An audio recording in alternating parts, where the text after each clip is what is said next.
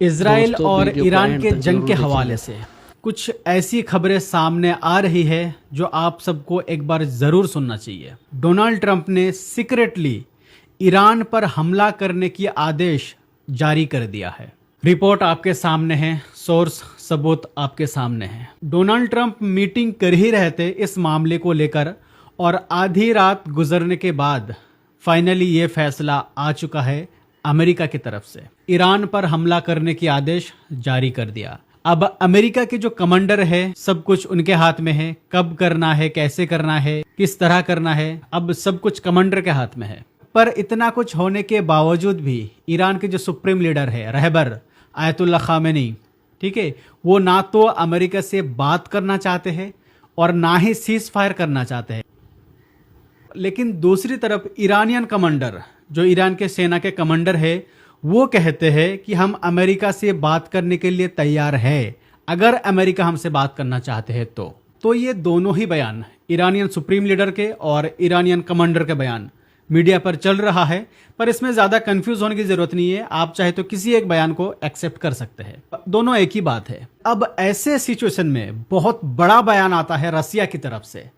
Putin ने जो कहा वो सुनिए जरा। बहुत ही स्पष्ट और साफ तौर पर कहा कि अमेरिका और इजराइल को जो लगता है कि ईरान के न्यूक्लियर फैसिलिटी से हमें खतरा है, इसकी जिम्मेदारी, इसकी गारंटी मैं लेता हूं। पुतिन ने कहा है कि अमेरिका इजराइल ईरान पर जो परमाणु का इल्जाम लगा रहा है उसकी जिम्मेदारी मैं लेता हूं कि ईरान कभी भी कुछ ऐसा ना करे और ईरान के परमाणु से दुनिया को कोई खतरा ना हो। इसकी पूरी जिम्मेदारी हम उठाने के लिए तैयार है। और फिर पुतिन से जब पूछा गया कि आयतुल्ला खामेनी को कत्ल करने की साजिश रची जा रही है, उस वक्त पुतिन ने कहा कि हम इस बारे में बात ही नहीं करना चाहते हैं। यानी रसिया साफ कह चुका है और पहले भी कह चुका है कि आयतुल्ला खामेनी को टच भी मत करना वरना पूरी दुनिया में भूचाल आ जाएगा। बहुत ही बेकार तरीके से जंग और बढ़ जाएगी। अच्छा, इधर पुतिन ने एक और बात कही है कि हमने तो पहले ही ईरान से कहा था कि आपके एयर डिफेंस में हम आपकी मदद कर सकते हैं, पर ईरान ने ना तो इसमें इंटरेस्ट दिखाया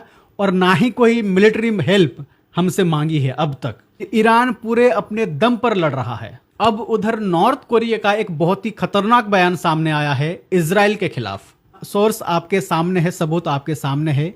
नॉर्थ कोरिया के किंग जॉन ने कहा कि इजराइल जो ईरान पर हमला कर रहा है हम इसकी पूरी तरह से निंदा करते हैं और ये गलत है। इजराइल जबरदस्ती जंग को भड़का रहा है और गैर कानूनी हमला कर रहा है और ईरान के सिविलियंस को निशाना बना रहा है। यानी इजराइल आतंकी हमला कर रहा है। जिस तरह से इजराइल आग से खेल रहा है, सिविलियंस पर हमला कर रहा है, इससे मिडिल ईस्ट पर जंग और बढ़ जाएगी, फैल जाएगी।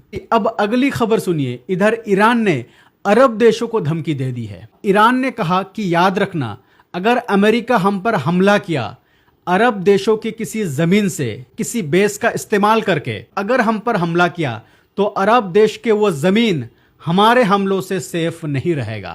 अच्छा, उधर फ्रांस अमेरिका को मनाने में लगा है कि अमेरिका ईरान पर हमला ना करे। अगर उसने ऐसा किया तो जंग ऐसी बढ़ जाएगी कि इसका एंड होना, खत्म होना मुश्किल हो जाएगा और ये आग पूरे इलाके में फैल जाएगी जिसको रोकना मुश्किल हो जाएगा बहुत ही। तो अब देखना यह है कि आगे क्या होता है। आप लोग ज्यादा से ज्यादा दुआएं करें और खास करके उन मजलूमों के लिए दुआएं करें जिन पर जुल्म हो रहा है। अल्लाह ताला उन लोगों की मदद करे गैब से।